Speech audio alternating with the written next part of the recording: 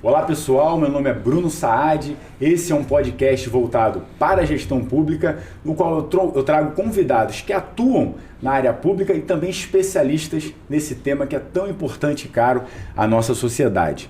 No dia de hoje, como sempre, eu trago aqui hoje em dose dupla, duas referências que são importantíssimas para a minha caminhada, me ajudaram muito, não só transmitindo conhecimento, mas mostrando o caminho da governança na área das contratações. Foi um tema que eu consegui desenvolver na minha dissertação de mestrado, então são duas referências, profissionais de altíssimo gabarito do estado do Rio de Janeiro. Então, assim, é um grande orgulho que eu tenho de poder trazê-los aqui hoje para participar, para a gente falar sobre contratações públicas. Como são duas pessoas, eu vou passar a bola. Como sou um changeman, diria uma amiga minha, né? Um gentleman, eu vou passar para Marta Sampaio, para que ela se apresente e fale só um pouquinho, porque se ela tiver que falar todo o currículo dela, a gente fica aqui bastante tempo, depois eu passo a bola para o Alexandre. Espero que vocês aproveitem muito esse episódio, que foi planejado com muito carinho para vocês. Marta. Bom dia, Bruno. Obrigada pelo convite. Tenho certeza que vai ser um momento excepcional aqui de trocas de opiniões, inclusive, né, entre nós. Meu nome é Marta Sampaio de Freitas, eu sou da carreira de executivo públicos do Governo do Estado do Rio de Janeiro, mas a minha formação acadêmica é da área de saúde, onde eu trabalhei academicamente, né, fui professora da UERJ por um bom tempo, mas no momento eu estou na administração pública direta, né?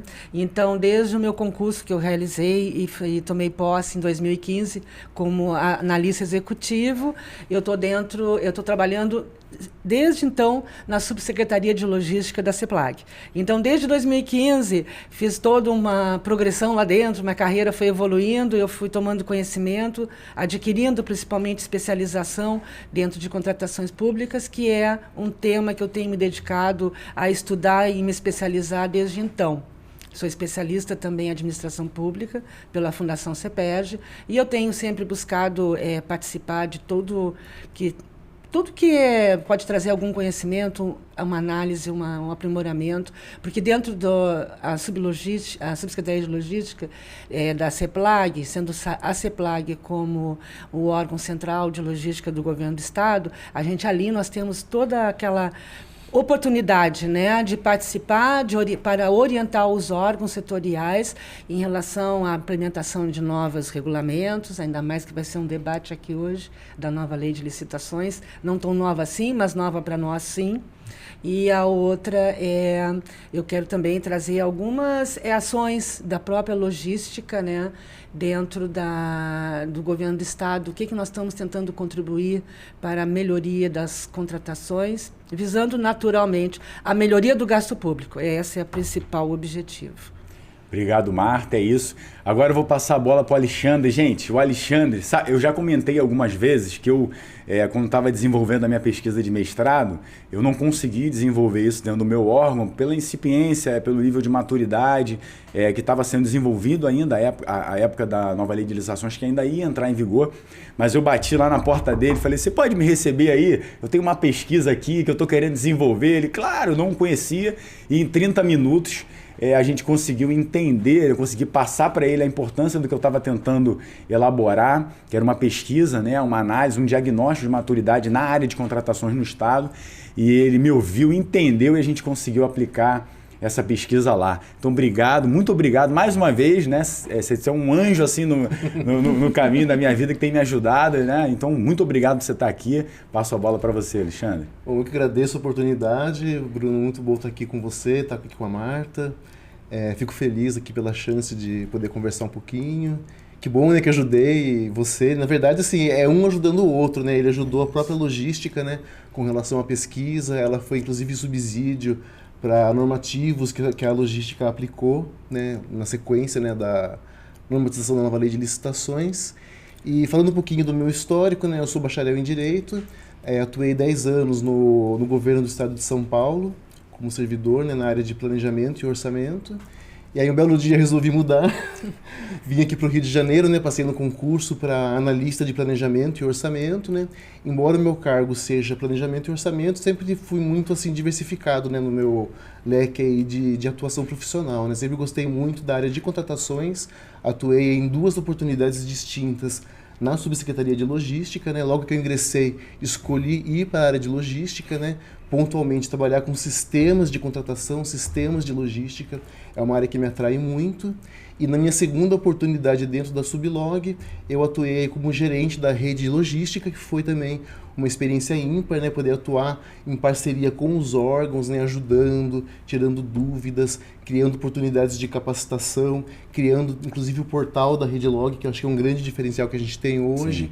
E nesse momento eu testemunhei também, ajudei a questão aí da implementação da nova lei de licitações. Eu peguei justamente o momento que foi criada a nova lei de licitações, esse pensamento inicial, né, de como normatizar, como aplicar a nova lei de licitações, foi quando surgiu a questão do seu trabalho, né, e tudo mais. Aí saí da logística e agora voltei para a CEPLAG, num outro órgão, né, Subsecretaria de Administração. Hoje eu estou novamente na parte de planejamento e orçamento, mas tenho certeza que em breve volto para a logística, porque eu considero a logística a minha casa. Realmente é uma área que me atrai muito, que tenho muito interesse. E é isso. E um fato importante, né? Eu fui aluno dos dois. Em 2019, ainda ali, eu atuava, eu era chefe do serviço de apuração de fraude na minha secretaria e precisava entender, trabalhava em uma controladoria e queria entender como é que era a dinâmica da contratação para que eu pudesse ser mais efetivo na fiscalização e no controle. E aí fui fazer aquele curso lá de boas práticas na fase preparatória da contratação, 3 meses e meio, com prova, aquele terror ali gostoso de você ter que estudar, ter que fazer prova. E aí eu fui trilhando esse caminho e graças a Deus fomos, né? Tenho certeza disso, vitoriosos na condução dos nossos trabalhos e ajudando as pessoas, que eu acho que o caminho do gestor público é esse, ajudar e multiplicar o conhecimento. E vou começar com uma pergunta que eu acho, eu tenho muito um olhar, né, do gerencial. E eu quando eu fui estudar lá atrás essa nova lei, eu achei fantástico, porque eu falei, olha, está trazendo um cunho bem gerencial para uma área em que eu via essa dificuldade na minha secretaria de gerenciamento, de gestão, de coordenação de atores. E a nova lei de licitações, ela traz isso. Ela fala de planejamento governamental, de alinhamento a planejamento estratégico. Então é toda uma visão gerencial e de governança que ela precisa ser desenvolvida nos órgãos e entidades do Estado, né? Seja do Estado ou não do município. Então, como é que essa pegada vem sendo implementada pelos órgãos? Eles estão entendendo a importância de gerir, vestem a camisa de gestores e não meros executores de atividades? Então, Bruno, eu considero que ainda é tudo muito recente, né? Embora a lei já tenha aí alguns anos, né? A aplicação prática mesmo, ela começou muito recentemente na maioria dos órgãos, das entidades, dos entes.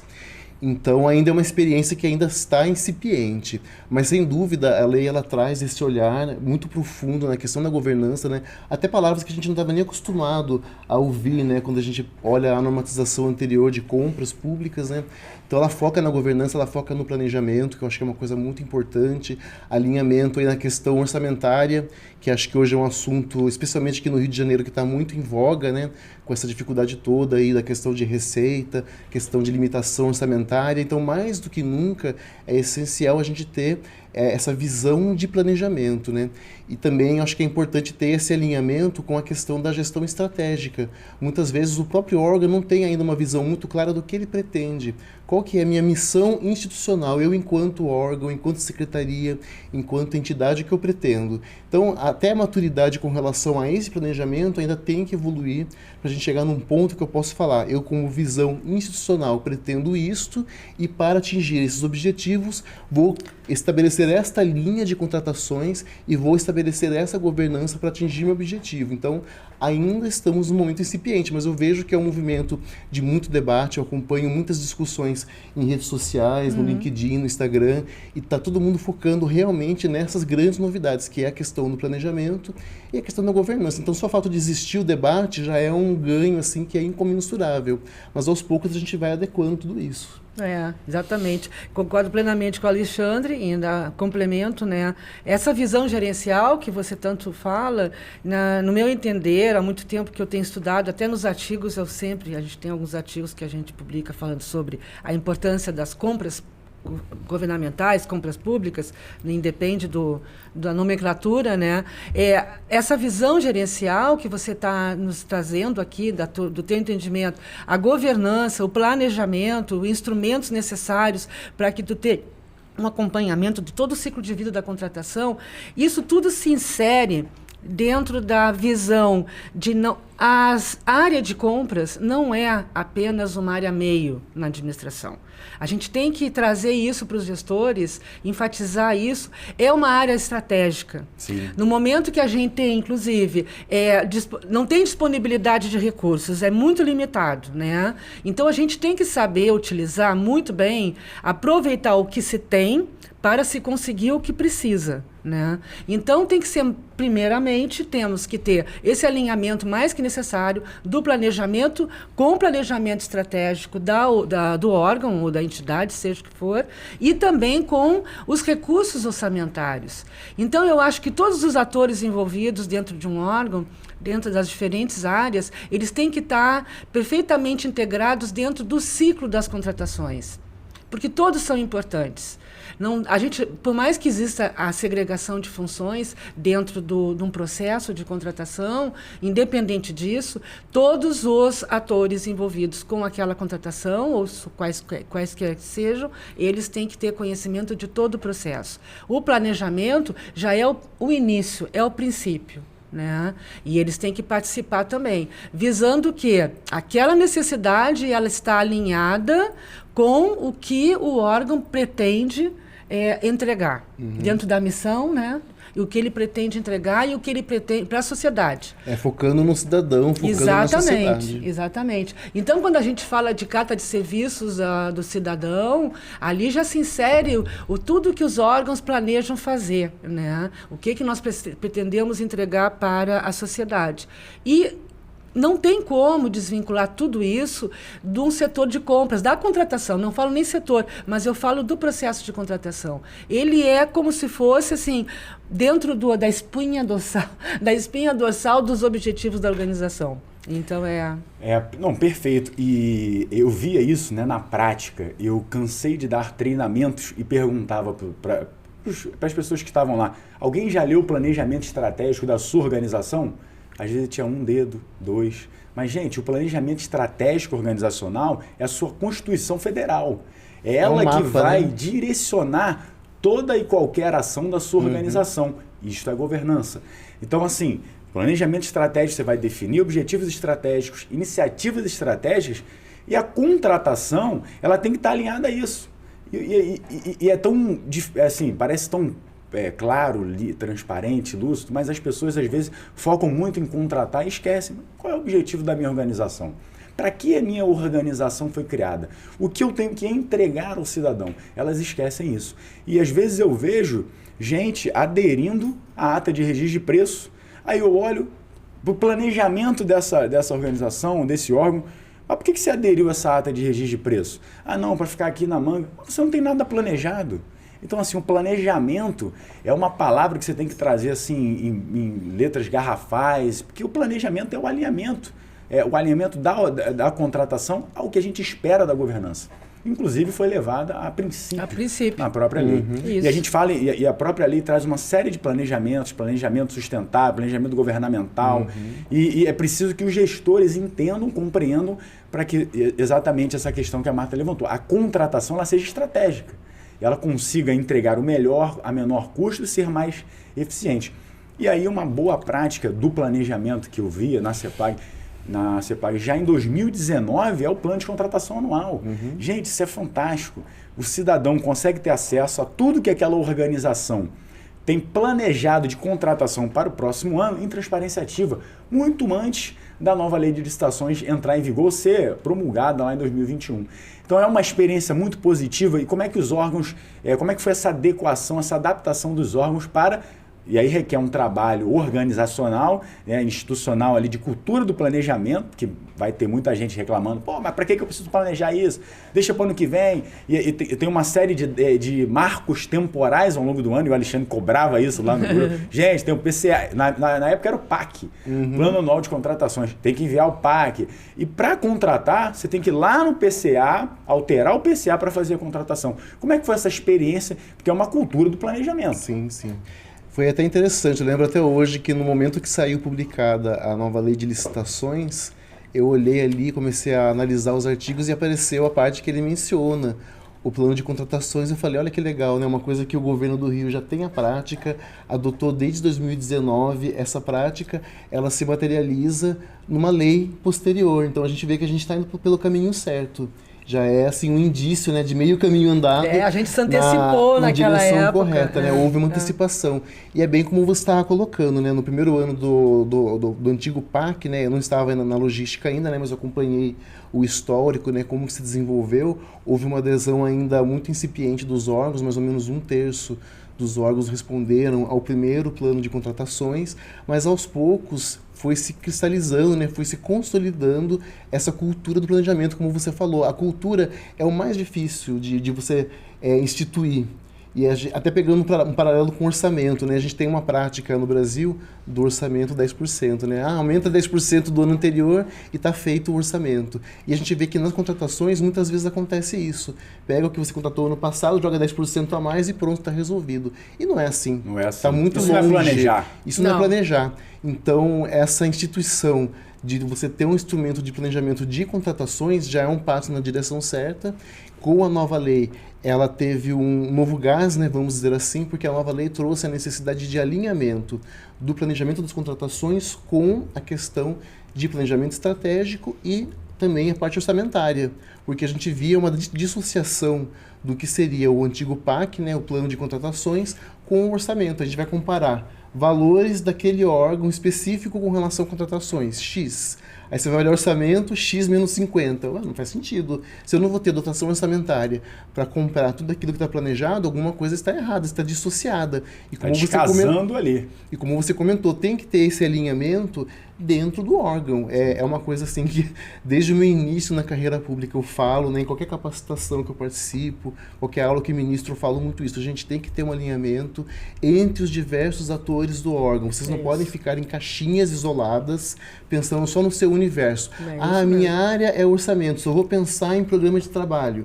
Não, minha área é contratação, só vou pensar em ATP. Não, gente, sai da caixinha, aprende o que o coleguinha faz, para poder entender qual é a necessidade dele, como você pode ajudar com a sua expertise, com o seu know-how e com a sua atividade. Sempre vai ter um podendo ajudar o outro. Isso daí é essencial para poder desenvolver esse planejamento. Então, a partir do momento que houve a nova lei de licitações, ela impôs essa situação, né, que haja esse alinhamento, começou a ter uma lenta evolução nesse sentido. E na primeira versão do planejamento de contratações anual, né, o PCA, houve realmente esse alinhamento, né? Em nível de órgão central, a gente teve uma conversa com a subsecretaria que responde pelo planejamento e orçamento da CEPLAG e conseguimos criar um alinhamento entre dois instrumentos que eram quase idênticos. O PCA e o POD, que é o planejamento orçamentário detalhado, ele era muito parecido com o PCA. Então, quando eu retornei para a logística lá em 2020, a minha missão foi essa, foi unificar esses dois instrumentos, né, em parceria com a Subsecretaria de Planejamento e Orçamento. Então, foi uma primeira experiência nesse sentido. E até foi aquela questão, né? Eu vou ter que fazer uma capacitação e juntar esses dois públicos, esses dois universos, né? Como eu trabalhei nas duas áreas, né? Tanto de contratações quanto de planejamento e orçamento, eu consegui até ter argumento para conversar com as duas áreas, né? A única questão é que foi na pandemia, né? Então, eu não tive a chance de conversar pessoalmente com eles. Foi tudo via videoconferência, né, online, etc. Mas foi uma experiência muito rica, né? Foi um primeiro momento, uma primeira experiência. A gente conseguiu colocar o sistema. Mas aí qual foi o grande drama, Bruno? O grande drama foi que a gente tinha um sistema que gerava o plano, mas aí cada alteração, cada mudança, cada replanejamento tinha que fazer manualmente por meio de planilhas. E isso era uma coisa que chegou a ser traumatizante até para quem teve esse envolvimento, né? Eu e outras pessoas que atuaram nessa questão, porque é um volume muito grande. Eram milhares de linhas do PCA, eram milhares de linhas, né? Até em função disso, houve uma experiência para a gente mudar a lógica, né? Em vez de você detalhar no nível mais baixo possível do catálogo de itens, que é o nível de item mesmo, né? A gente tentou colocar no nível um pouco maior, que foi o da classe, né? Para facilitar. Naquele momento, era a alternativa que a gente tinha, colocar no nível de classe, né? Tentar agrupar, assim, grandes grupos, né? Não vou entrar no detalhe se a caneta é azul ou preta, vou olhar um pouco mais de cima esse planejamento, né? Naquele momento foi uma saída que foi encontrada, mas ainda assim eram muitas mudanças, muitas alterações. Então a gente percebe assim, o planejamento, ele é vivo, né? A gente faz um planejamento para o orçamento 6 meses antes, 8 meses antes. A contratações, mesma coisa, né? Alguns meses antes, mas na prática a gente solta o planejamento e na semana seguinte já começa a mudar. Atualiza. É tudo muito dinâmico, né? É. Então volto a reforçar mais uma vez. O órgão que se planeja e tem uma certeza da direção que ele tem que ir, ele vai tender a ter que replanejar menos, alterar a sua linha de trabalho menos. E como que eu consigo enxergar isso? No planejamento estratégico. E se a gente olhar hoje, quem conhece o planejamento estratégico do seu órgão? A primeira pergunta é, existe o planejamento estratégico? Às vezes não tem nenhum Essa é a primeira planejamento. pergunta. Então essa é uma questão que eu particularmente entendo que não está muito bem resolvida ainda, pelo menos no caso aqui do Poder Executivo do Rio de Janeiro, porque eu não vejo essa prática disseminada. Eu não sei se teria que ter um decreto para incentivar essa questão, não sei dizer, mas hoje a gente vê que o planejamento estratégico, se ele existe, ele fica fechado numa gaveta. Então o próprio servidor do órgão que vai tocar uma contratação, que vai planejar um orçamento, às vezes ele não tem certeza de onde ele tem que ir, qual caminho, qual linha a seguir. Exatamente. Aliás, quando ele retorna com uma pesquisa dizendo que ele não conhece, que não tem conhecimento, muitas vezes não tem conhecimento não é porque ele não está interessado, é porque não existe. Eu acho que não é não tem o norte, né? Não tem o norte. E complementando, eu gosto muito de história, né? História, que eu digo, história dentro da logística mesmo, né? Você chamou a atenção do curso lá em 2019, que foi o curso para boas práticas da fase preparatória. Aquilo foi um decreto, o decreto 46642, ele inovou em 2019 quando ele trouxe o PAC, né, que é o Planejamento Sim. Anual de Contratações, trouxe os instrumentos da fase preparatória, como o ETP, mapa de risco, o termo de referência já com outros critérios que deveriam ser observados. E o que aconteceu? Naquela época, foi realmente uma novidade para todos, como foi para os demais quando veio a nova lei, trazendo isso que a gente já conhecia. Então, em 2019, até houve uma interrupção, esse decreto passa a valer a partir de não sei quando, para ter dado tempo de, através desse curso de boas práticas, preparar todos os gestores envolvidos em relação a entender como teria que ser o novo processo de contratação. O Alexandre falou que naquele momento também para efetivar o PAC, né, que é o Plano Anual de Contratações na época, o único instrumento que nós tínhamos assim mais disponível eram essas planilhas de Excel, que eram publicadas até o ano passado, elas eram publicadas no portal da Redlog, lá na parte de planejamentos onde está PCA.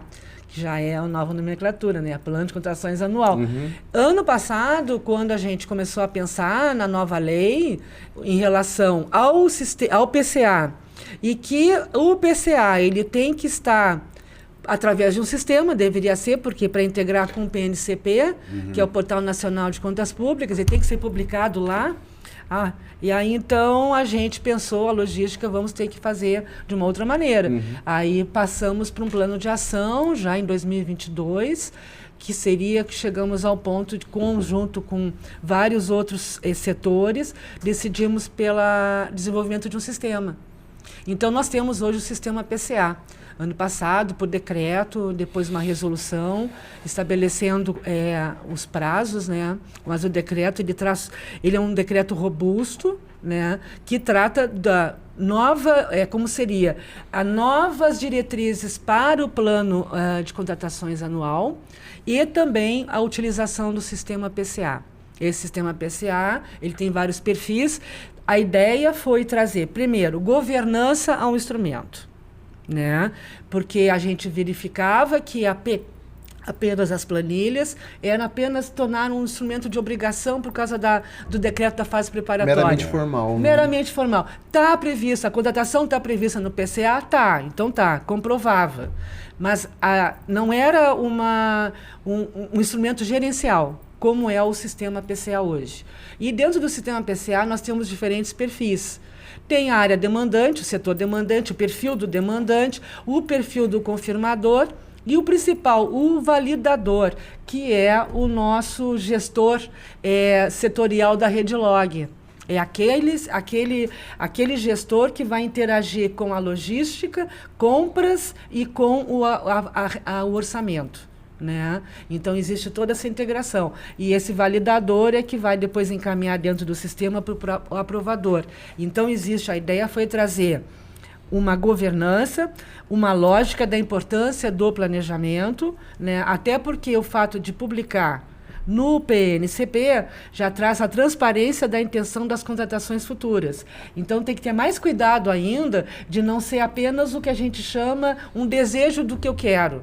Não é um desejo, tem que ter planejamento, né? E, para enfatizar ainda, eu trabalho integrado dentre o que é o planejamento logístico e o planejamento orçamentário. Essa foi a proposta desse novo sistema. Ele ainda vai sofrer muito aprimoramento, é necessário sim, mas já avançamos bastante.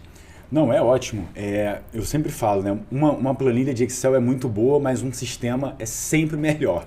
E eu acho que o poder público investe muito pouco em sistemas, como tem o sistema do PCA, um sistema hoje que eu não tenho, por exemplo, de apuração de denúncias, que para você ter o ciclo completo, até para vocês, enquanto órgão central, poderem avaliar o que está sendo contratado no Estado do Rio de Janeiro e promover compras centralizadas. Até é uma forma de diminuir o custo daquela contratação e facilitar a outros órgãos que às vezes não têm uma estrutura tão robusta. Às vezes nós temos secretarias, vamos dizer assim, GG e secretarias ali PPP, pequenas, que às vezes pegam carona realmente em um procedimento para poder dar viabilidade àquilo que ele precisa.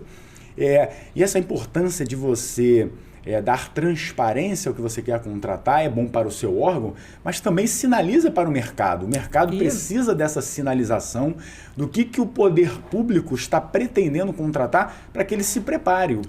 O empresário, ele não do nada ele começa aqui, eu preciso de 2.000 computadores, 5.000, 1.000 viaturas, não sei. Ele tem que se preparar para isso, ele depende da sinalização do poder público. E aí eu volto para esse olhar lá do órgão central. Como é que os fornecedores estão também encarando o desafio dessa nova lei de licitações? Isso está previsto, inclusive, nesse decreto da governança. Temos um decreto também, já é um pouco mais anterior, da Política de Gestão Estratégica de Suprimentos, a Política Estadual de Gestão Estratégica de Suprimentos, que fala justamente dessa interação e aproximação entre a administração, o poder público e o mercado fornecedor. Nós passamos agora por uma época, no passado, né, um momento muito difícil, que levou o Estado à recuperação, né, fiscal, mas naquele momento o que houve foi um enfraquecimento dessa relação, justamente pela falta de pagamento, atraso de pagamento. Então a gente teve que, desde 2019, quando o Estado começou a se recuperar financeiramente, o mercado, já em 2020, ele começou a observar que o governo do Estado estava sendo um bom pagador. Então agora nós estamos no momento de se aproximar mais do mercado fornecedor. Na parte do órgão central, pelo órgão central de logística, através das compras centralizadas, nós temos lá também a política estadual, né, de compras centralizadas, e existe já essa aproximação, principalmente no momento que se faz uma audiência pública, que não é uma audiência pública vésperas de uma licitação, como está na lei, né, em função do valor. É bem diferente. A ideia é, desde o início do processo, vamos implementar uma nova contratação para todos os órgãos do Estado, de forma centralizada. Vamos escutar o mercado, quais são as regras. Como está o mercado em relação a esse objeto? Então, isso é uma forma do órgão central, junto com os órgãos participantes, que a gente chama, né, que são os órgãos do Estado, que vão participar daquele processo, conhecer o mercado e se aproximar do mercado também. Mas esse é um trabalho que é de formiguinha mesmo, sabe? Porque também o mercado tem que conhecer o sistema se adaptou pelas novas regras, o sistema de compras, né, se adaptou pelas novas regras da licitação e dos contratos, novas regras trazidas também nos editais, e aí ainda tem o sistema, cadastramento. Essas regras a gente tem que... ainda tem uma boa pela frente, um desafio de trazer o fornecedor para conhecer, inclusive, como participa das licitações do governo do Estado do Rio de Janeiro. Principalmente dando uma visão assim mais acolhedora para as MEs e EPPs, principalmente do Estado do Rio localizadas no Estado do Rio de Janeiro, né? Isso é para promover realmente esse ciclo virtuoso de desenvolvimento econômico no Estado. E possibilita a participação, possibilita o controle social, faz com que as partes realmente atuem em cooperação. O empresário, o fornecedor, não é poder público versus o fornecedor. Não, é o poder público e fornecedor, juntos. Inclusive, a própria nova lei de licitações trouxe o diálogo competitivo, que justamente fomenta o diálogo com o mercado, para entender, até para saber como é que eu vou contratar, de que forma eu vou chegar ao mercado e solicitar e satisfazer aquela demanda do meu órgão. E aí, eu tenho aqui um artigo que para mim é o artigo mais bonito do ordenamento jurídico brasileiro, nada é igual ao parágrafo único do artigo 11, que traz a governança nas contratações, que é uma aula, né, de gestão, de governança, quando ela fala de implementação de processo, de estrutura, de gestão de riscos, fala da integridade, fala de avaliar, fala do alinhamento, né, da contratação, planejamento estratégico, coisa que a gente falou, ao orçamentário, fala eficiência, eficácia, efetividade.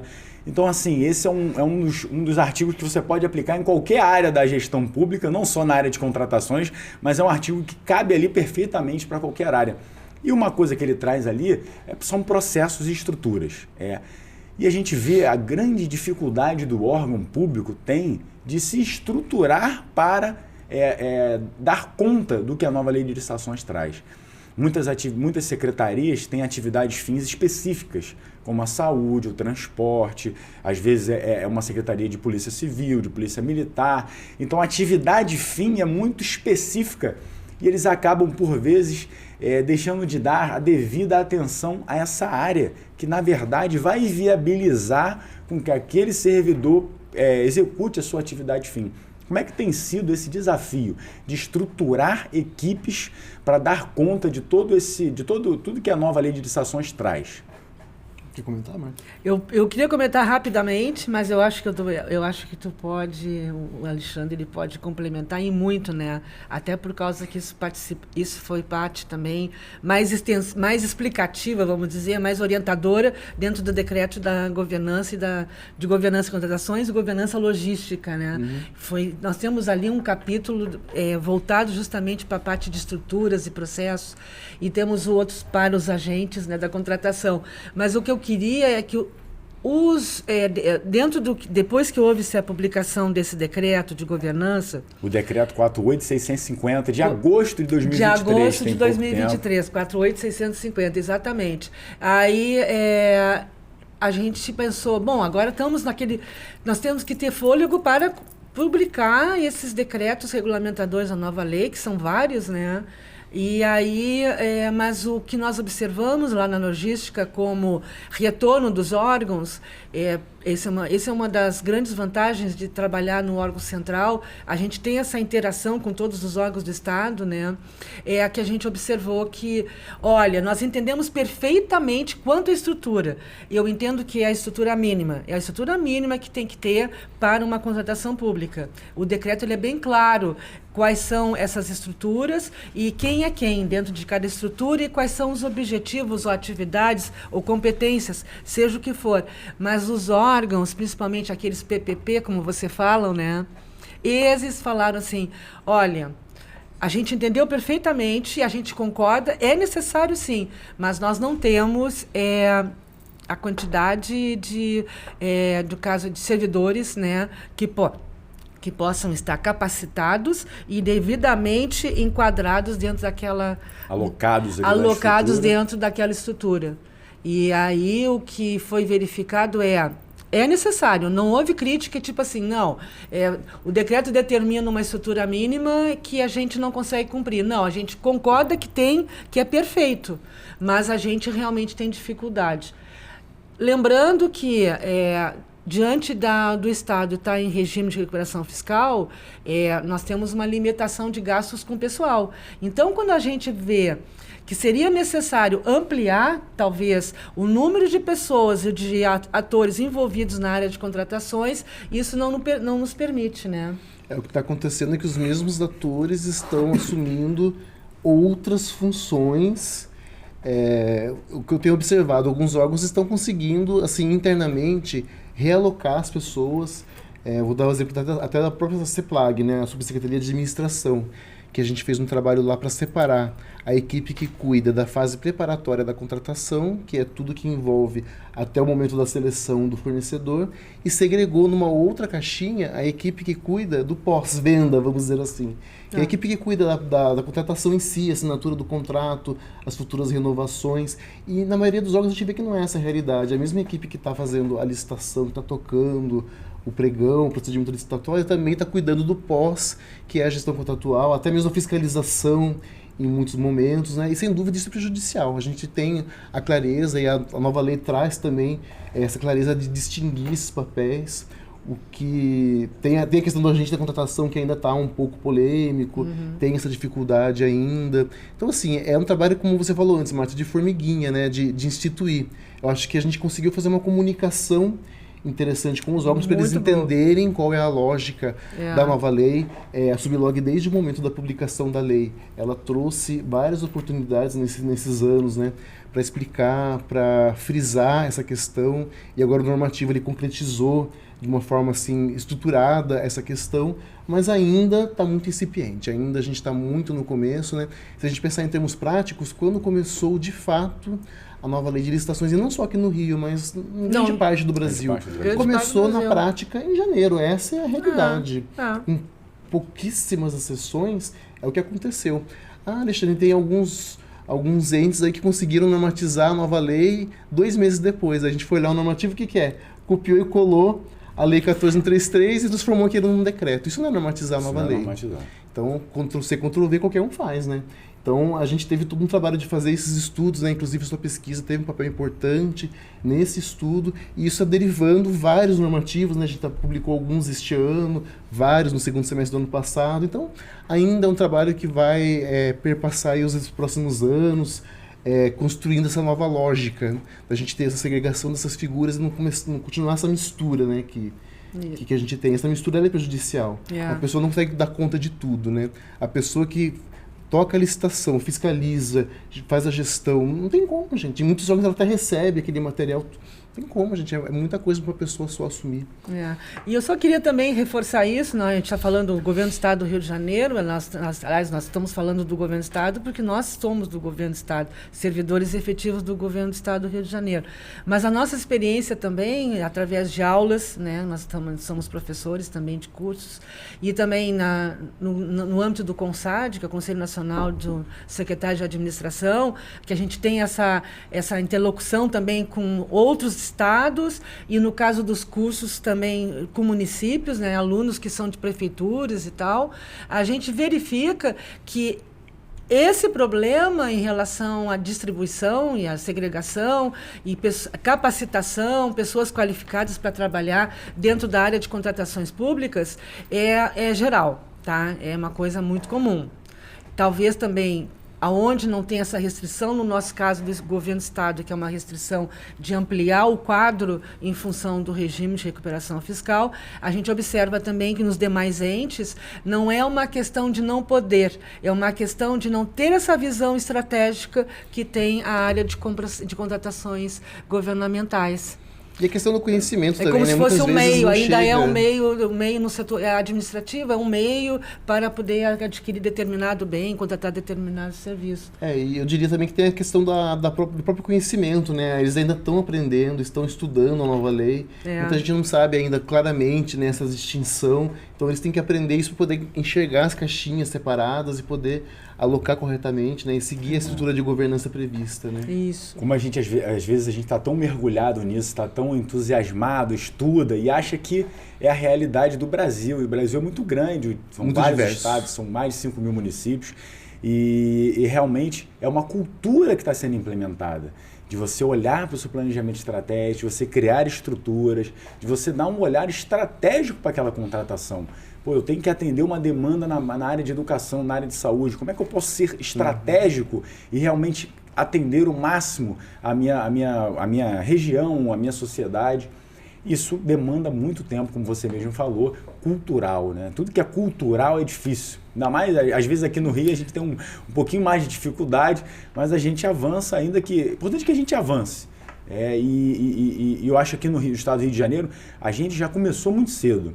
A gente tem o PCA, que era o antigo PAC já lá atrás, a gente vem capacitando os agentes da contratação, tem lá um grupo, hoje, na época o WhatsApp nem permitia, a gente foi para o Telegram, tem quase 500 pessoas, e a troca, criou-se uma verdadeira rede, que é o propósito lá da Rede Log, de você compartilhar conhecimento, compartilhar dúvidas, e a gente vê, preciso de um TR para contratar tal coisa, aí um ajuda, o outro vai, e isso a gente vai formulando, ajudando. Inclusive, eu faço parte de uma rede de governança, que é a Rede Governança Brasil, e aí eu coordeno uma área, eu sou coordenador junto com a Luana, no Comitê Governança na Prática.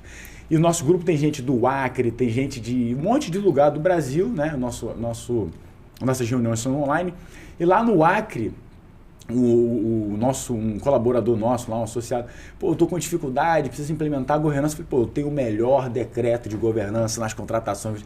Então, assim, o decreto nosso daqui do Rio já está lá no Acre. As pessoas estão estudando, estão lendo, e a gente vai difundindo que é esforço, é produto de um esforço colaborativo, né? São muitas pessoas o tempo inteiro ele se preocupando, estudando, lendo e fazendo com que a gente seja o melhor, entregue o melhor para a nossa sociedade. E eu queria falar de uma figura dentro dessas estruturas que eu sei que já tem um pouco de polêmica, de dúvida, não polêmica, mas de dúvidas, que é o agente da contratação. Esse aí é assim, uma palavra nova, que agora o agente da contratação, mas qual o papel do agente da contratação? Deixou de existir o presidente da comissão de licitação, o presidente, não, o que o agente da contratação faz? Que isso veio, esse debate veio até...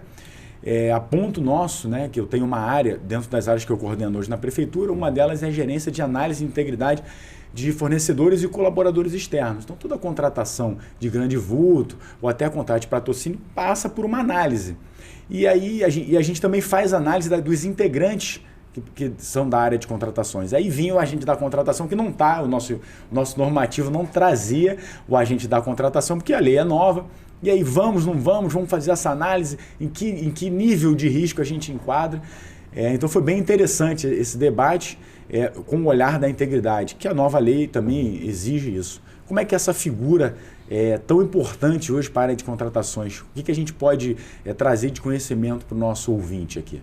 Bom, eu vou dar apenas uma colaborativo dentro da experiência como órgão central também, né? Na realidade, quando a lei trouxe um conceito, talvez existe, que até foi difícil para nós entendermos o que ela estava querendo realmente falar, o que é o agente da contratação. Quando fala assim em promover, impulsionar o processo, ela tem alguma coisa parecida nesse conceito que eu não me lembro muito bem, mas impulsionar o processo até a homologação da licitação. Aí, eu até naquele momento, lá em 2021, eu tinha entendido que seria talvez um agente que estaria acima, seria uma autoridade competente que promoveria, vocês vão começar a contratar, nós vamos contratar isso agora, vamos começar o processo, vou acompanhando, vou monitorar e vou homologar. Como se fosse a autoridade competente para isso. Mas aí eu fui ver, depois tem aquele comentário, tem um parágrafo, talvez, não sei se é um artigo, que fala que o agente da no pregão, o agente da contratação é o pregoeiro. E isso tornou, assim, mais uma complementação, dizendo, não, mas então o agente da contratação é aquele que conduz o certame. Ele conduz o certame, mas necessariamente ele tem que participar desde o início do processo para tomar conhecimento de toda a fase preparatória e ele, inclusive, opinar no sentido assim, olha, essas regras aqui talvez vão prejudicar a condução do pregão, né? Aquela visão de experiente. Então, quer dizer, seja o pregoeiro, seja o presidente de uma comissão de licitação, ele tem que ter, primeiro, ele tem que ser uma pessoa idônea, tem que ser altamente capacitada, né, porque ele é responsável pela negociação diretamente com o fornecedor. Existe uma série que eu chamo de impedimentos, né, que ele tem que se sentir impedido a ponto de, olha, isso, eu me sinto impedido por causa disso, né?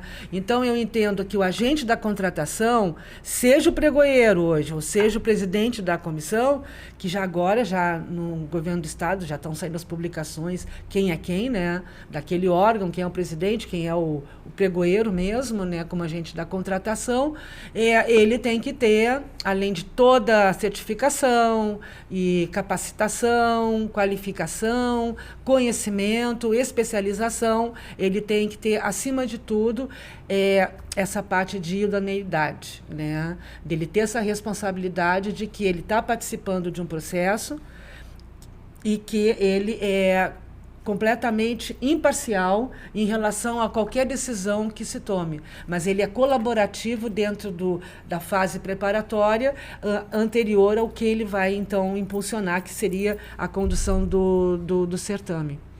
Essa é a minha visão. A primeira leitura que eu fiz no momento que saiu a nova lei de licitações foi mais ou menos nesse sentido. Ao contrário do que a gente falou antes, né? Órgãos pequenos tem uma pessoa que faz tudo, né? Assobia, chupa cana, cabeceia, defende, etc. A gente tem aqueles órgãos que são maiores e que o setor fica muito isolado, né, um do outro.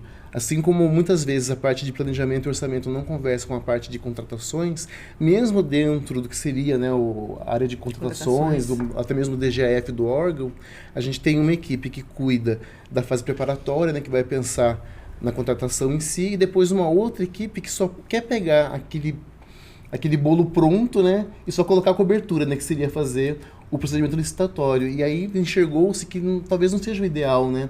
A pessoa ali talvez ela não tenha todo o conhecimento técnico necessário para entender qual é o objetivo daquela contratação, o que se pretende, qual é a consequência do que vai acontecer durante a etapa lá da seleção do fornecedor, e tentou enxergar uma figura que tenha essa visão sistêmica de todo esse processo, todo esse fluxo desde o início. Então, eu tive essa leitura inicial nesse sentido, né? Porque a gente já tinha anteriormente algumas figuras definidas, né? E surgiu essa figura X, né? Que causou polêmica, a questão de ser efetivo ou não e tudo mais. Ainda teve isso, Então, eu pelo menos tive essa visão. Eles queriam integrar a etapa de planejamento, né? Como a Marta está dizendo, né? Com a etapa onde efetivamente eu seleciono o fornecedor, né? Faço o meu pregão, faço o meu procedimento licitatório, faço a seleção ao vivo, né? E a cores, né?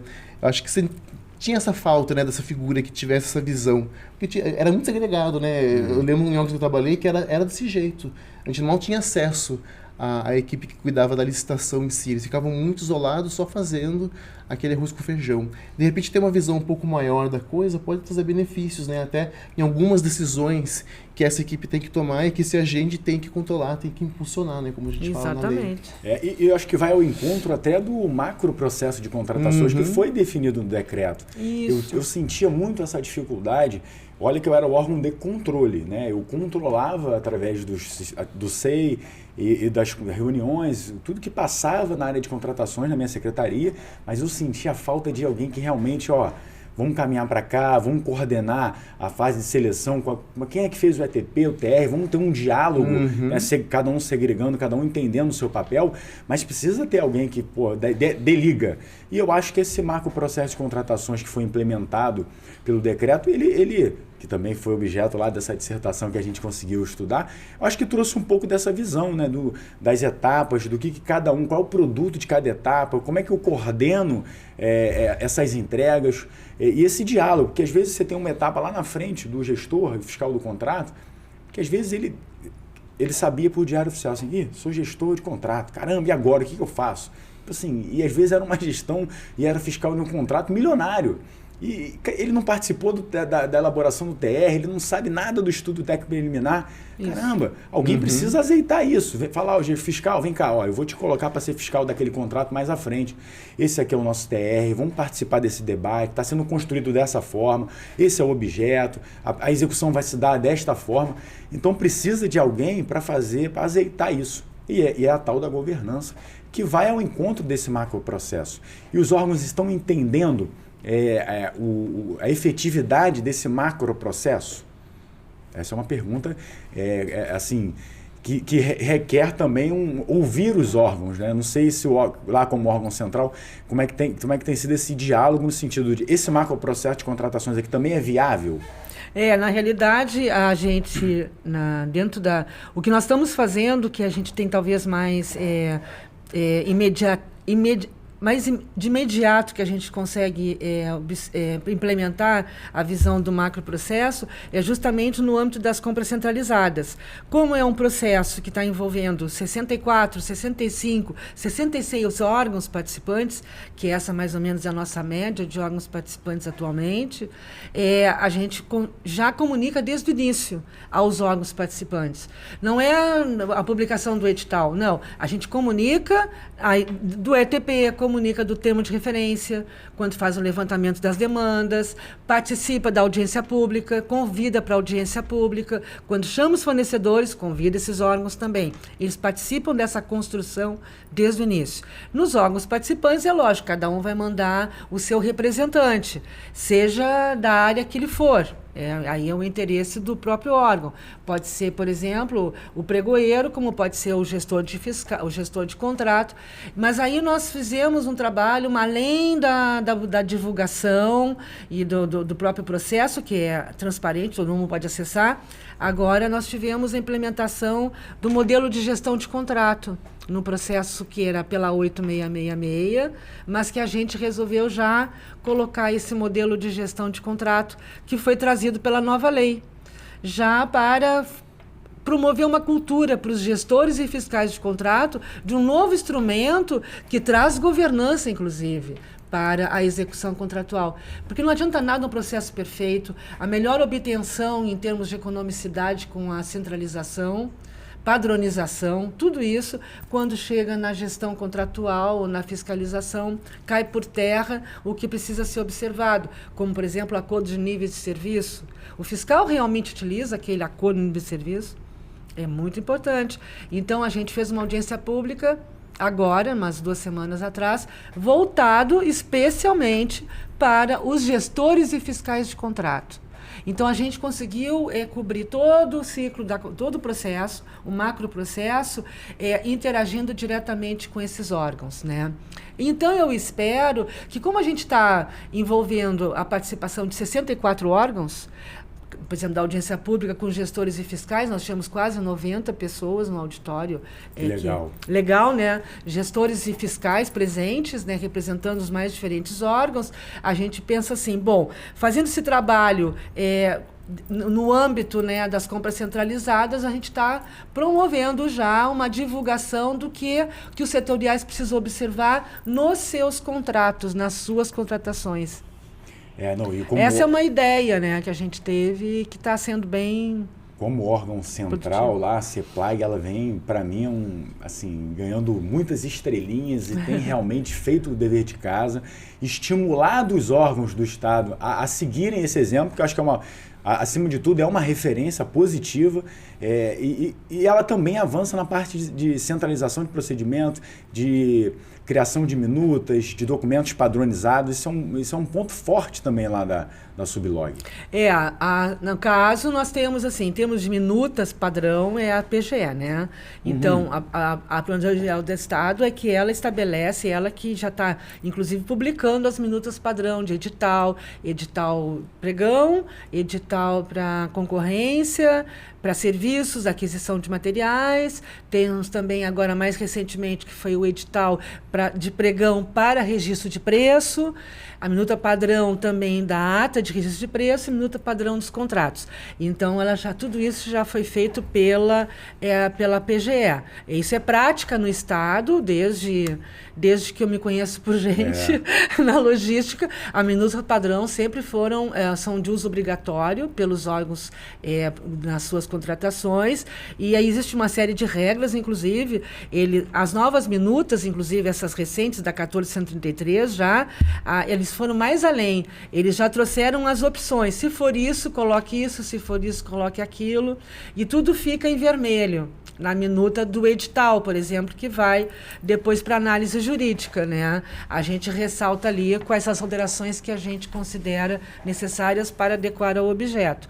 Quanto às compras centralizadas, a gente, no momento que a gente estabelece uma centralização de determinado serviço, por exemplo, a gente também estabelece a padronização do contrato, a padronização dos critérios que têm que ser observados pelo fornecedor, fornecedor e, principalmente, no modelo de gestão de contrato. Estabelece o que o gestor e o fiscal têm que observar durante a execução do contrato. Então, a compra centralizada consegue, além de atender todos os órgãos, ela ainda consegue padronizar. Se não for padronizável, aí não há possibilidade de centralizar. E vocês também estão criando agora uma escola de... Como é que é o nome da escola lá? Na CEPLAG já instituiu a escola de capacitações. E a escola de gestão pública. Que legal. E vai ajudar os órgãos a se prepararem cada vez mais. É essa a proposta. A EGEP, na Escola de Gestão e Planejamento. Pois é, não é escola de gestão pública? Gestão pública, isso. Gestão pública. EGEP, Escola de Gestão EGEP. Pública. Que está evoluindo, está avançando. Isso. E o órgão central, né, na parte de logística, justamente pensando em tudo que é necessário a capacitar todos os envolvidos com as contratações, já alinhou com a escola uma trilha de aprendizagem. Desde o planejamento até a análise e avaliação do contrato de desempenho, avaliação de desempenho. Que foi uma etapa que o decreto trouxe, né? Isso. Uma etapa ali, a modo do que é o PDCA, você avaliar, que é a própria gestão do conhecimento. Você possibilita ali o gestor entender se aquilo ali é positivo, se não é, para que nas próximas ele seja mais eficiente, mais efetivo na entrega para a sua organização. Gente, eu sei que tá. Não, é incrível. É incrível como passa rápido o tempo. Voou o tempo aqui e a gente está muito próximo do nosso limite para encerrar. Eu acho que a gente vai ter que gravar aí mais uns 2, 3 episódios para dar conta de falar das etapas e aprofundar um pouco mais a dificuldade de elaborar um estudo técnico, a dificuldade do TR. Eu sei que o TR é uma coisa que as pessoas se comunicam muito. Preciso de um TR para isso, preciso de um TR para aquilo. E tem muito mais para ser explorado nessa parte de contratações, mas infelizmente a gente tem um tempo, e infelizmente mesmo, mas a gente vai ter que gravar mais uns episódios aqui para a gente aprofundar ainda mais. Eu acho que foi muito rico, a gente falou de temas aqui sensacionais, importantes, trouxe a governança, falou do planejamento estratégico, do alinhamento, né, de todo o esforço que a CEPLAG tem feito para estruturar isso dentro do Estado, liderando como órgão central. Então, assim, mais uma vez, eu parabenizo. Agora eu vou passar a palavra, infelizmente mesmo, para que vocês falem um pouquinho aí, encerrem a fala de vocês e dêem uma perspectiva, fale para aquele que está começando na área de contratações, para aquele que já trabalha, para aquele que é de outro estado, alguma mensagem final para que a gente possa encerrar o nosso podcast no dia de hoje. Eu primeiro quero agradecer essa oportunidade, realmente é muito rico debater sobre esse tema. Eu sou apaixonada por contratações governamentais, tudo que traz, que se pensa em cima disso. Além desses cursos, uma das minhas recomendações, sempre orientações para quem quer começar e para quem já está dentro dessa área, primeiro, se capacitar, né? No capacitar eu chamo no sentido de participar de cursos, estar atento ao que a própria a Escola de Gestão Pública agora vai oferecer, né? Porque afinal de contas, como a gente brinca, é 0800. 0800, a gente não pode perder essa oportunidade. E além do mais, né, eu sou autodidata. Então, eu acho que nada custa a gente estudar e ler. Material, artigos, isso tem... Nossa, e hoje em dia é uma disponibilidade enorme de acesso, né? A ENAP mesmo, o acesso através da ENAP, existe dissertações sobre o tema, maravilhoso. E a outra coisa também, eu me disponho, inclusive, sempre a ajudar. Eu sou sempre meio que um pouquinho de ponto focal sobre isso, né? Eu sou muito procurado para tirar dúvidas sobre isso. E eu acho que é isso. Eu acho que para a gente entender, a gente tem que se qualificar, né? E como hoje um dos temas principais, por causa da nova lei, é pensar em contratações, e não faltam oportunidades. Agradeço muito, Bruno, pela essa oportunidade. Foi ótimo. Eu que agradeço, Alexandre. Puxando até um pouquinho do gancho do que a Marta colocou, hoje a gente tem um cenário aqui tecnológico, né? A gente tem muitas formas de se capacitar. Uma delas que eu queria destacar é o próprio portal da RedeLog, que eu tenho muito apreço, muito carinho pelo portal da RedeLog. Não é nem porque eu atuei assim, coordenando, né, essa ação junto com as demais equipes da logística, mas é porque eu realmente acredito nessa ferramenta. Eu acredito que a pessoa que vai lá e não tem um conhecimento assim, nenhum de contratação, ela pega lá a base de conhecimento e tem toda uma linha, todo um fluxo, trilha do conhecimento, toda uma trilha bacana. que ela vai seguindo, é um roadmap, né, um mapa, né? E ela vai seguindo aquilo, ela vai entendendo, porque mostra do início ao fim do processo o que é cada etapa, o que é cada artefato, qual o objetivo de cada ação ali dentro de uma contratação pública. Acho que isso é de uma importância muito grande. Então, às vezes eu quero fazer um curso, mas naquele momento não tem nenhuma inscrição aberta, estou esperando abrir uma turma. Eu posso ir no portal, posso olhar essas informações, tem vídeos, tem artigos, tem modelos. E também tem o próprio ENAP, Tribunal de Contas, com cursos assíncronos, né? O curso que você vai lá e faz a qualquer momento, não tem que esperar abrir uma turma. Então, assim, a gente tem muitas oportunidades que há 20 anos atrás não existia. Quando tinha um curso de pregoeira 20 anos atrás, as pessoas se estapeavam para conseguir fazer o curso, porque é importante, já tinha essa noção da importância de se capacitar e de você poder exercer o seu dia a dia com segurança e com conhecimento. Então, a gente tem que aproveitar agora essas oportunidades que a gente tem e ir atrás e realmente conseguir absorver esse conhecimento, essa informação. Bruno, agradeço a oportunidade também, muito feliz de estar aqui, foi ótima a nossa conversa. Foi ótimo mesmo. Eu quem agradeço, tenho certeza que todos que estão nos assistindo ganharam muito com o que foi produzido aqui de conhecimento, de experiência. Mais uma vez eu reitero aqui o meu agradecimento. São pessoas que são referências na área de contratações aqui no estado e no Brasil, me ajudaram muito com a transmissão do conhecimento, plantaram aquela sementinha da governança na contratação pública. A gente falava, né, do PCA como uma etapa do macroprocesso lá atrás. Eu fiz várias reuniões com a alta administração da secretaria que eu trabalhava para passar isso, e eu tenho certeza que hoje eles já vão avançando lá, um degrauzinho de cada vez, mas a gente vai avançando. Então, obrigado pela presença de vocês.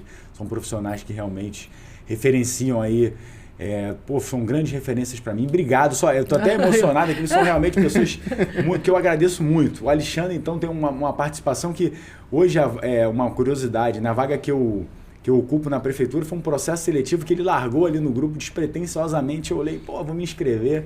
E me ajudou muito na época que eu fui lá, bati na porta, e quando ele fala dessa trilha do conhecimento do portal, o olhinho brilha, porque naquela época, lá em 2000, acho que foi 2021, que eu fui lá falar com você, ele, aqui, estamos criando esse portal, e ele já vibrando, e esse engajamento, essa vontade de fazer a diferença, eu vejo nos olhos de vocês, e a gente tem que ter boas referências, né, de bons profissionais que a gente vai trazendo um pouquinho para a gente vai se tornando melhor, estando próximo e olhando para bons profissionais. Então, muito obrigado por vocês estarem aqui hoje. Espero que a gente possa fazer novos episódios para a gente construir ainda mais conhecimento. Com certeza. Para vocês, muito obrigado por vocês estarem aqui na nossa audiência. A gente está sempre comprometido em trazer o melhor conteúdo para que a gente possa construir um conhecimento. Então, um beijo no coração, um abraço, até breve. Sigamos firmes e sempre em frente. Beijo no coração.